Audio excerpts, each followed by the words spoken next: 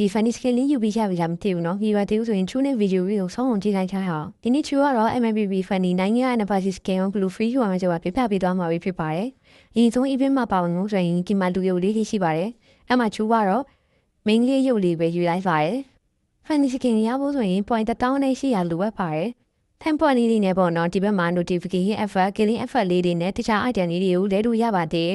ပွားလေးရဖို့ဆိုရင် daily test မှာတန်းရောက်တစ်ခါလောင်းရင်ဝင်ပြီးတော့ကစားပွဲတစ်ပွဲကစားပေးရမှာဖြစ်ပါတယ်။ weekly test မှာကျတော့နေ့တိုင်းလောင်းရင်ဝင်ပြီးတော့ကစားပွဲ15ပွဲနေစေအဲ့လိုကစားပြီးရင်ပွားလေးရရှိမှာပဲဖြစ်ပါတယ်။ M ပွားလေးနဲ့ပေါ့နော်ဒီထဲမှာ